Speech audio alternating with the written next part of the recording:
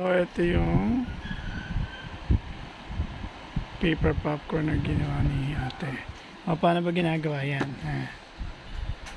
Mukhang popcorn talaga. Sige, turo mo nga sa akin, be. Ilalagay mo dito siya pa. Diyan.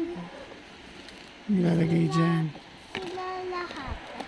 Okay. Tapos,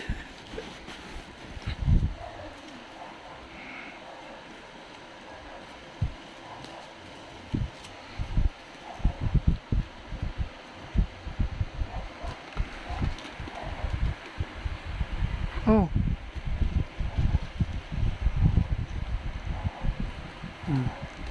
Lagay na lahat.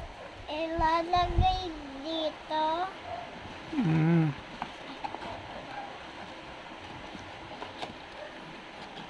Nilalagay dyan. Akin na. Baka naman break time. Teka lang. Baka ito ang harap. O, go. Dito ko lalagay. Tapos, Igaganon. ikot lang. Tapos nalalaglag na yung popcorn. Bakit? Ganun. Galing ah. At ilalagay mo ulit. Ayos ah.